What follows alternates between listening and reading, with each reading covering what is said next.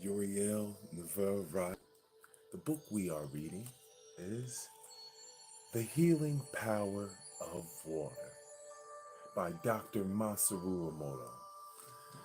So, we just had a great reading yesterday, and today it's time for another one. Welcome all on YouTube, all around the world. So, in this part three of the book, we are now moving on to chapter 2, page 171.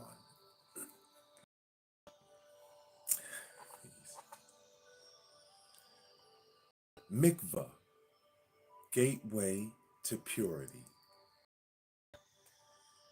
In the beginning, there was only water, a miraculous compound. It's the vivifying force of all as we know it. But it is more. For these very same attributes, water as source and sustaining energy, are mirrored in the spiritual.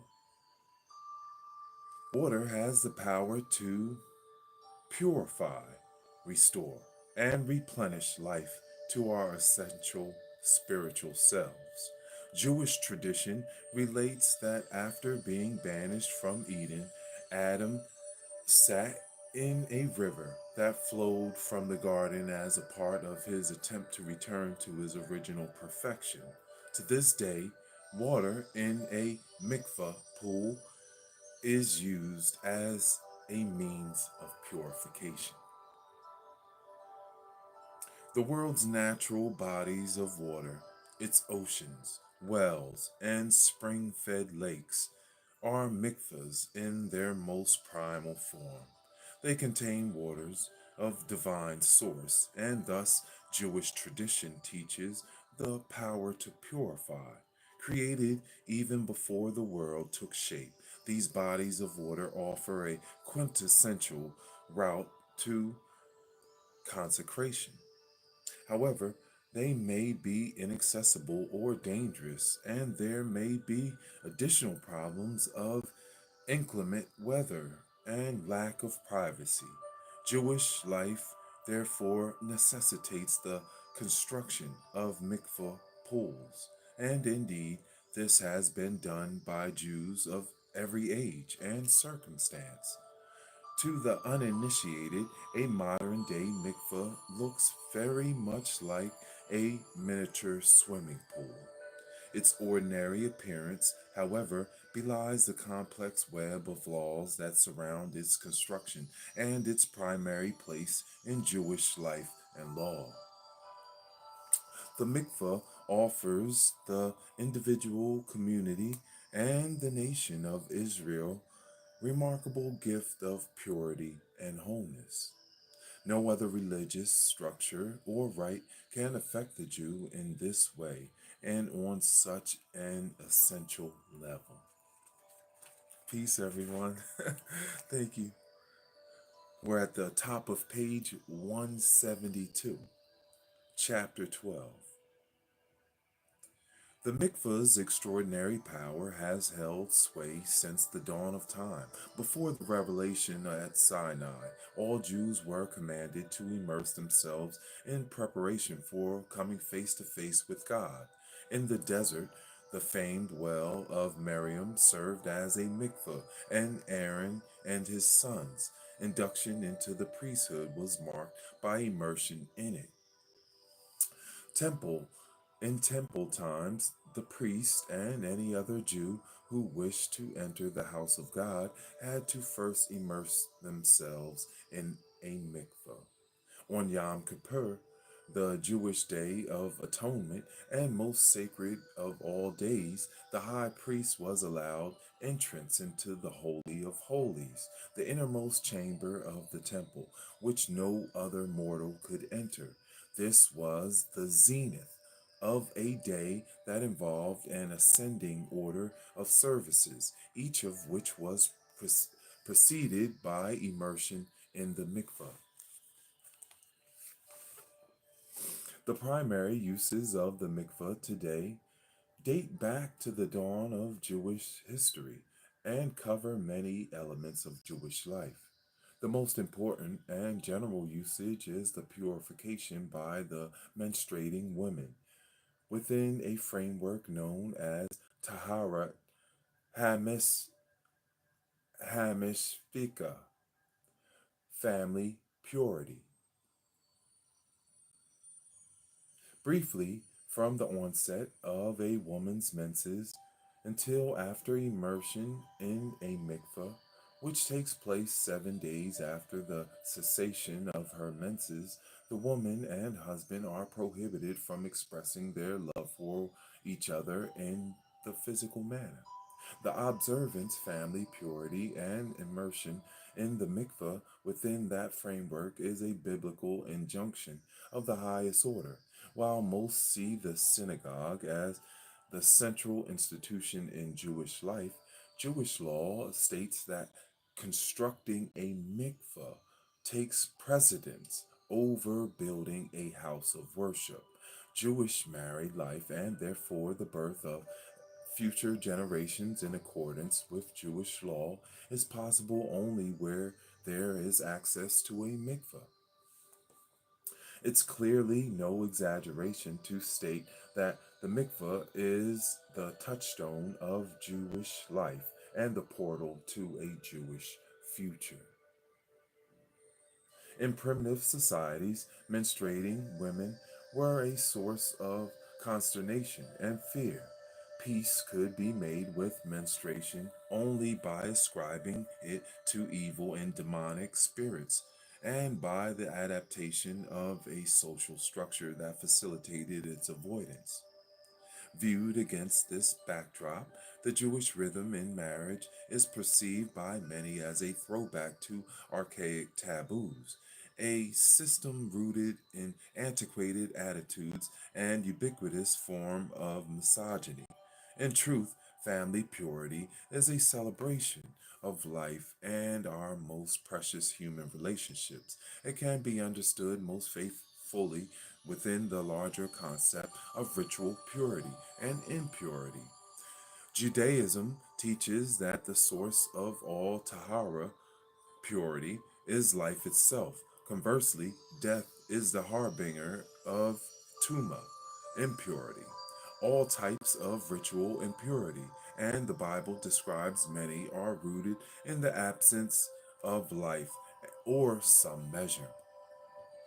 Even a whisper of death. When stripped of its essence, a woman's menses signals the death of potential life.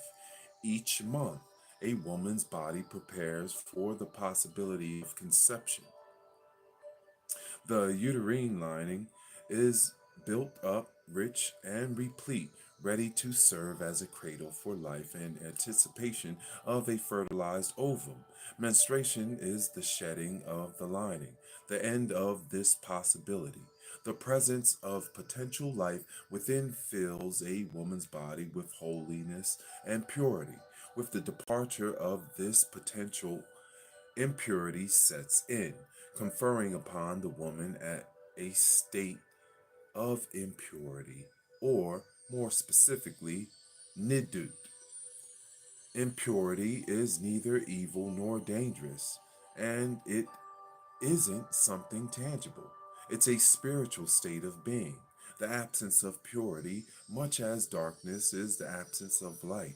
Only immersion in the mikveh following the requisite preparation can change it. The concept of purity and impurity, as mandated by the Bible and applied within Jewish life, is unique. It's often difficult for the contemporary mind to relate to the notion and view it as relevant. It, in ancient times, however, Tuma and Tahara were central and determining factors. The status of a Jew, whether ritually pure or impure, was at the very core of Jewish living. It dictated and regulated a person's involvement in all areas of ritual.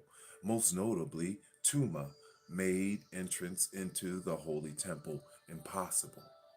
Impurity.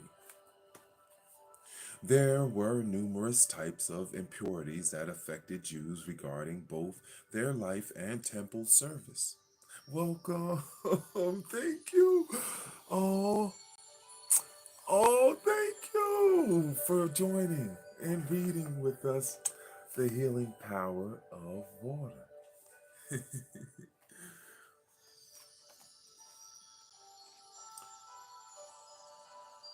Temple service and a commensurate number of purification processes. But mikvah immersion was the culmination of the purification rite in every case. Even for the ritually pure, ascending to a higher level of spiritual involvement or holiness necessitated immersion in a mikvah. As such, the institution of mikveh took center stage in Jewish life. In this post temple period, the power and interplay of ritual status has all but vanished, relegating this dynamic to obscurity.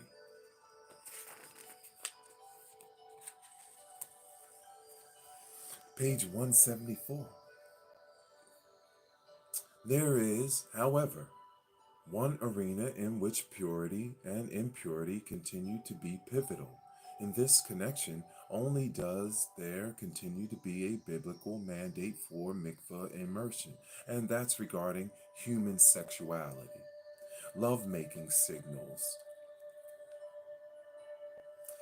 the possibility and potential for new life, the formation of a new body, and the descent from heaven of a new soul. In their fusing, man and woman become a part of something larger. In their transcendence of the self, they draw on and even touch the divine. They enter into a partnership with God. They come closest to taking on the godly attribute of Creator.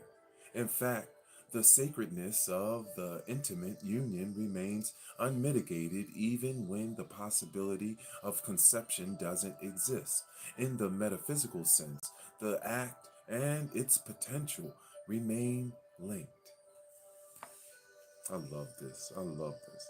Human sexuality is a primary force in the lives of a married couple. It's the unique language and expression of the love they share. A strong relationship between husband and wife is not only the backbone of their own family unit, but it's integral to the world at large.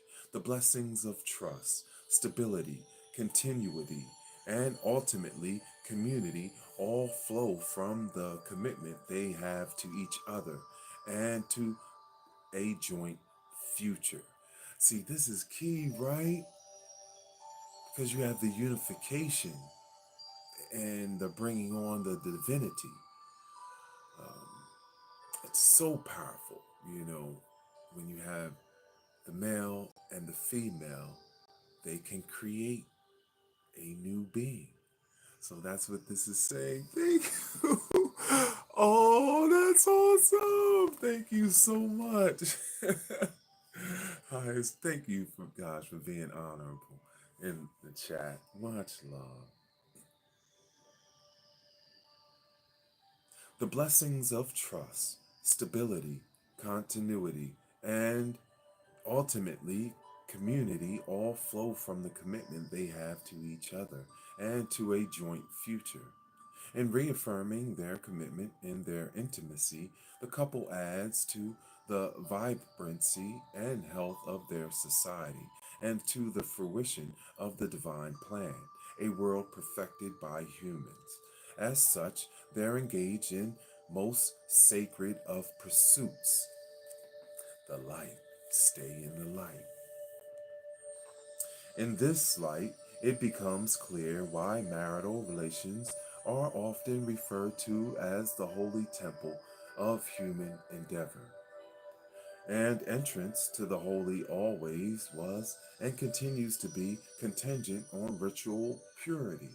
Immersion in the mikveh is the gateway to the holy ground of conjugality. There are other important usages of the mikveh as well. Mikveh is an integral part of conversation in Judaism. New pots, dishes, and utensils must be immersed in the mikveh before they may be used. The mikveh concept is also the focal point of the purification rite of a Jew before being laid to eternal rest and the soul ascending on high. Finally, Jewish men also use the mikveh on various occasions for the purpose of heightened purification, with the exception of conversion. However, these uses are all customary. Immersion in the mikveh effects a change in status, more correctly, an elevation in status. Utensils that could heretofore not be used can, after immersion, be utilized in the holy act of eating as a Jew. A woman who, from the onset of her menses, was in a state of nidut, abstaining from sexual relations with her husband, may be reunited with him after immersion in the ultimate holiness of married intimacy. Men or women in temple times who were precluded from services because of ritual defilement could, after immersion, enter the house of God. The case of the convert is most dramatic. The individual who descends into the mikveh as a Gentile emerges from beneath its waters as a Jew. So the mikveh personifies both the womb and the grave, the portals to life and the afterlife. In both, the person is stripped of all power and prowess. In both, there's a mode of total reliance, complete abdication of control. Immersion in the mikveh can be understood as a symbolic act of self abnegation, the conscious suspension of the self as an autonomous force. The person immersing signals a desire to achieve oneness with the source of all life, God. Immersion indicates the abandonment of one form of existence to embrace one infinitely higher. It's thus described not only in terms of purification, revitalization, and rejuvenation, but also, perhaps primarily, as rebirth. And that concludes this chapter. We did it! Another chapter complete. That's the bottom of page 175. Mikvah, Gateway to Purity, Chapter 12. We're soon going into Chapter 13. The Healing Power of Water by Dr. Masaru Emoto. I'm your narrator and moderator. Thank you guys for reading with us.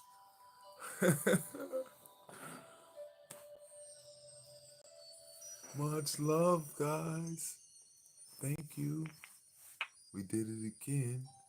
We're going to keep doing it, right? Showing love. I want y'all to have a wonderful day. It's Wednesday meditation. We'll be going into meditation in just a few hours, okay?